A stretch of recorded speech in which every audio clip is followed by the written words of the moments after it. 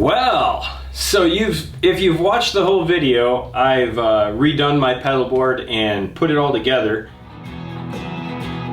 One more time.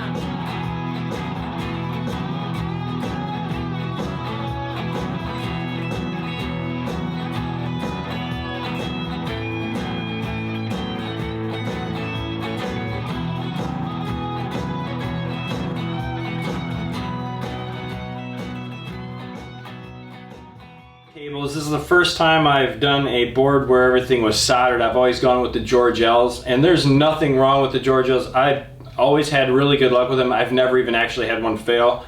All studio work for me though, so it's pretty easy to say that. If you're a gigging musician, it might be a little different. So yes, I got this board together, and it it did not work when I first set it up. And so I had to take things apart. I was tracking and tracing some wires.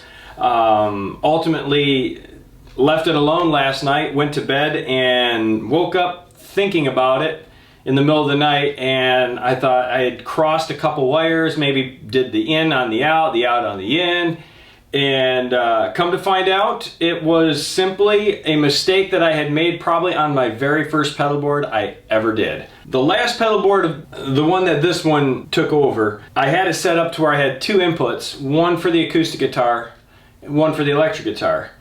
The acoustic guitar being the only one to really use my voice pedal. Let's show you guys the mistake right here. This was my mistake. I was using a TRS cable versus the TS cable for my guitar input. I couldn't figure out why was my looper working, but my guitar would not work. I couldn't get it to work. And it all came down to right there. In my very first pedal board, when I didn't know what I was doing, I bought a bunch of cheap patch cables and hooked a bunch of pedals together trying to make it work. And I had mixed TS cables with TRS cables. These are the stereo cables versus the TS, which have a single line. Here is a TS cable next to a TS cable, okay? And you'll see that the TS cable has the extra line down here. That gives it the stereo effect. That gives it more cables inside to be able to do different things. So there it is. That was my mistake. So let's check it out. Let's listen to it. As you know, I had to tear this apart and chase cables down, so I will be tidying everything up here after I go through here and just give you guys a bit of a sound check. I do not have any banked patches set up in here, but what we do have is the pedal configuration. So coming into the board, electric guitar is over here on the Friedman buffer bay, right over here. And there's my guitar input right there. That comes in and automatically goes right to, excuse me,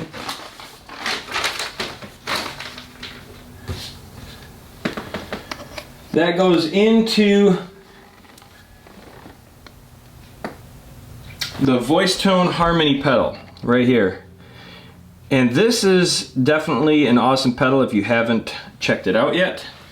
That pedal right there is great for helping you sing. I used it for my acoustic guitar only on the last pedal board, and I wasn't able to get it with the electric. So I come in and I hit that. From there, I go to the AB pedal down here.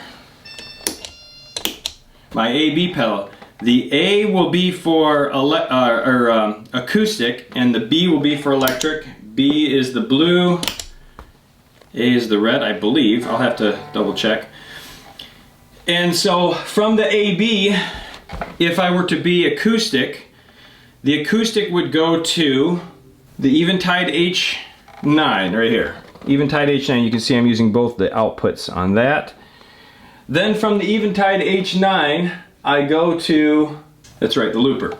Then from the looper, that leaves the board on the Friedman buffer bay and enters into a channel on my mixer. That allows my acoustic to have the effects off of the Eventide, because I found that this works really well with an acoustic guitar for my needs anyways. And I wanted looper function for both electric and acoustic, as well as I wanted the TC Helicon to be useful for electric and acoustic. So that was the acoustic. Now leaving the A-B switch electric, so mind you, I would have to disconnect and connect guitars, but I'm only using one input on the side of the board, which is nice versus the two. I leave the A-B pedal for electric and I go right to the freak out. Okay? Once I hit the freak out, it leaves that and goes to the wah pedal. From the wah pedal, I go to the compressor. So I'll have to manually turn the compressor on and off, but that's okay. I usually leave that on all the time anyways. From the compressor, I go to the in of the Boss ES8. And then the rest of the pedals, outside of the tuner, the bright switch, and the AB, of course. Well, the AB is before everything, but the bright switch and the tuner basically are not in any of the loops here on the Boss ES8. So now it's a matter of you flip whichever effects you want on. In loop 1, I have the Vemoram 4K, that'll be my fuzz. Loop 2 here, I have the Archer pedal, that's under there. That's the one with the germanium transistors. In loop 3, I have the Drybell Vibe Machine, right down there. And in loop 4 is the MXR Phase 95, right here. In loop 5, here's where things get a little interesting. I click on 5, okay, and 5 brings me to these 3 pedals up here. So I will manually pick which pedal I want to use, which drive works best for which amp. The Petty John chime, the Vemoram Janray, or the Ethos TWE-1, which is kind of modeled after the Trainwreck amp.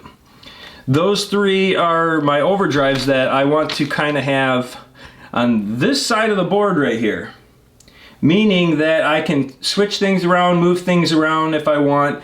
If I want to only have one pedal in channel 5, I can just get rid of all 3 of those, put a different one in there. I wanted my options to be able to be left open to play with different pedals down the road, because I don't know where I'll end up, and you always want to leave yourself options for different situations. So from loop 5, and by the way, I would have to, of course, I don't know if I said it, manually switch which one I want to play on or off. For that, those are going to be heel kickers. But those aren't going to be ones that you'll be hitting on the fly. 6 is the MXR Echoplex. So loop 6 comes up here to the Echoplex under here. And that is driven by the tap tempo, which also is in the control section of the Boss ES8. So this tap will work the Eventide H9 and the Echoplex both at the same time. So depending on whatever song I'm working on, I can switch that on the fly right there by tapping that. And there's plenty of room here to just tap away. There's nothing in the way. I like where that sits. And in loop 7 is the MXR Carbon Copy. I got the Mini, that's right, yay! That allowed me to have so much more room on the board. With all these Minis, I was able to add a bunch of things here and reconfigure. So loop 8 then drives me over to, I first dial into the MXR Reverb on the left side, because loop 8 is a stereo channel in, channel out. And on the left side I have the MXR Reverb. On the right side I have the Keeley 30MS double tracker.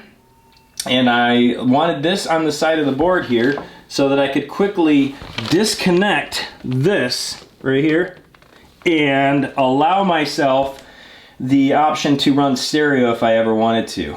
So the double tracker comes with a special cable that you can run stereo with that. So another amp, another channel in the mixer, whatever the case may be. So that is the new pedal board. And that was the shelf that I was talking about from Friedman Amps that I had ordered and put on there. I had to fab it. You see in the videos how I fabbed that up, but let's give it some tonage. All right, so here is the clean tone, or this is the dry sound.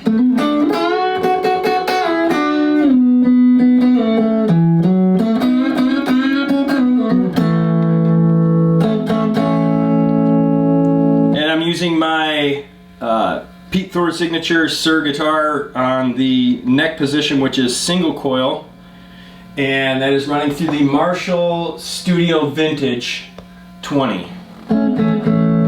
That's the dry sound. Alright, now we're running through the Boss ES8. Here's the wah pedal.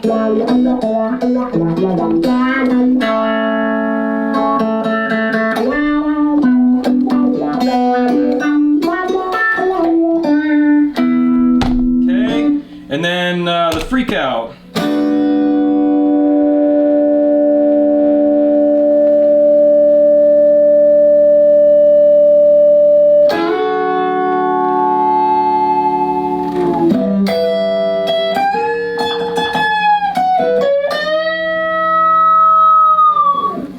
Now, mind you, I haven't adjusted my pedals properly. I just figured out how to get this thing working, so I have to go through, readjust knobs, set the volumes and the gain levels properly. Everything is all mixed up because I, of course, was hooking the board up. So, channel 1, we have the fuzz.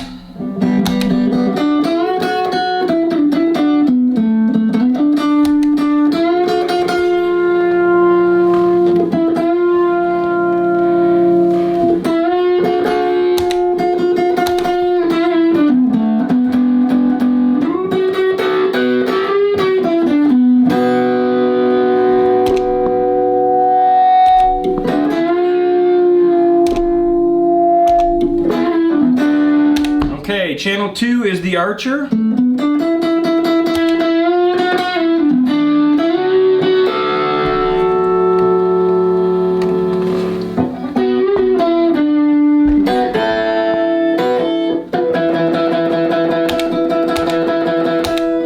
Alright, and channel 3 is the Dry Bell Vibe Machine.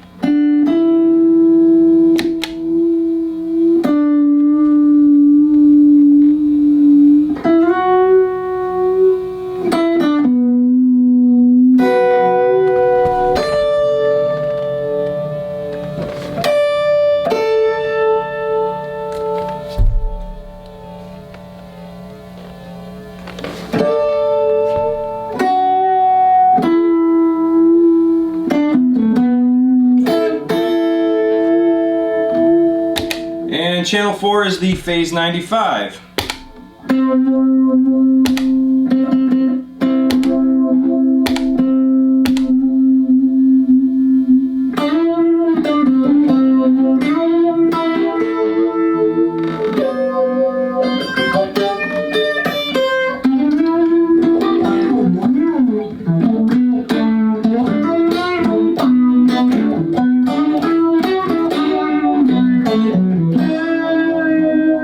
Okay, and 5 is, like I said up here, pick your pedal 5.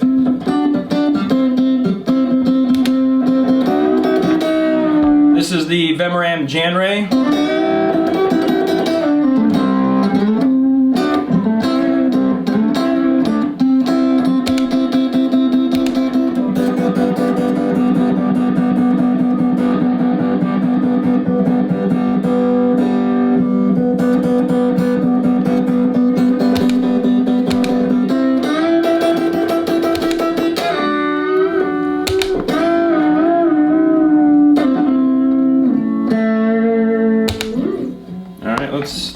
Well, I guess let's try the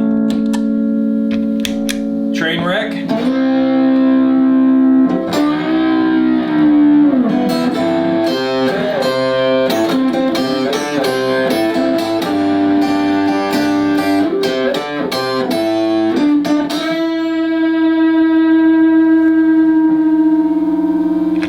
All right, here's the Petty John chime.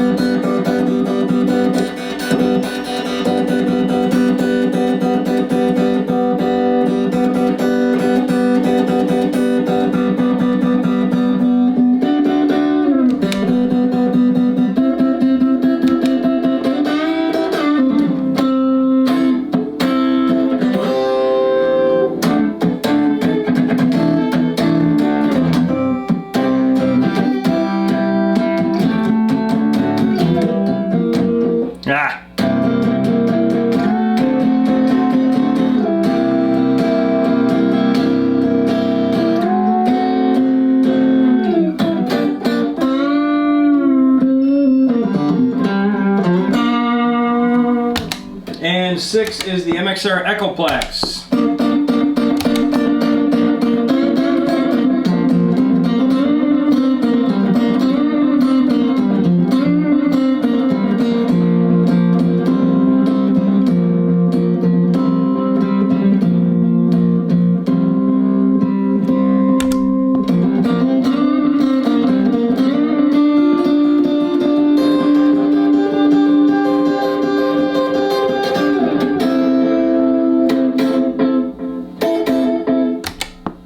Number 7 is the MXR Carbon Copy.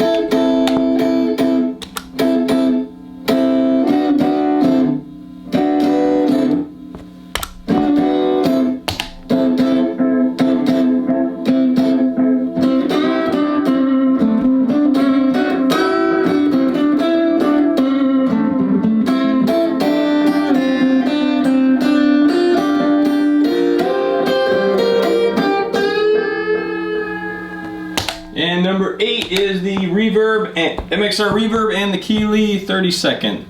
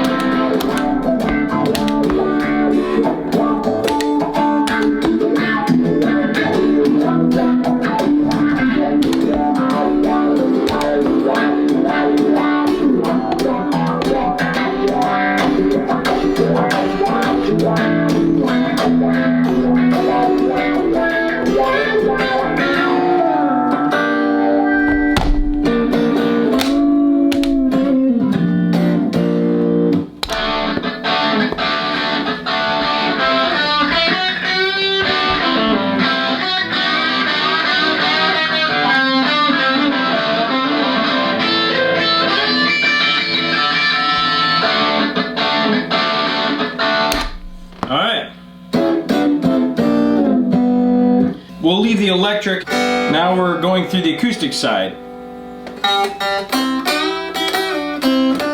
So I should be able to still use the looper.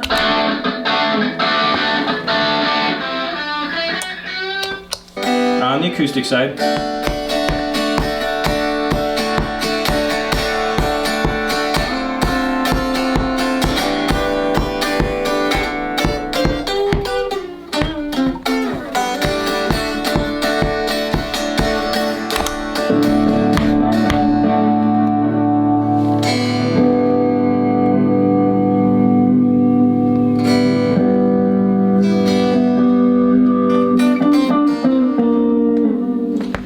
Underneath the board I have the, that's why I think my effects loop is so hot right now, which we need to adjust because I have a volume pedal under the board right now that I will show you here. Under the board is the volume pedal in the effects loop as well as the EP booster. So that's coming in a little hot. I'm gonna bring that down just a fuzz. And of course those are the power supplies that were added and the Friedman buffer bay. Again, I have to do some tidying up here before I completely finish the board. I have to hook the Boss ES8. I use 2 screws at the bottom, one here that holds the Boss ES8 that came in the directions that you get with it. You can screw it down or Velcro it. And so there you have it, folks. All right, so there is the pedal board. Well, hope you dug it. Hope you had as much fun as I did. Yes, I have the effects loop separated from the Boss so that I'm not using a loop per se off of the S8 for the effects loop, which is this. Yes, that is not in the pedal switcher either. Okay, well, a lot of fun. A lot more work to do. I've got to get some tones figured out here, so stay tuned. Thanks for joining me. From all of us at Shopfield Music, please like, subscribe, bell it, yo! Cheers! Hey, it's Colin here. Thanks for checking out Shop Field Music. Hope you enjoyed the video. If you did, here's a couple more for you. And as always, don't forget to subscribe. Leave a comment with what you think, and we'll get back with you. And as John always says, Belly, yo! alright guys, we'll see you in the next one. Cheers.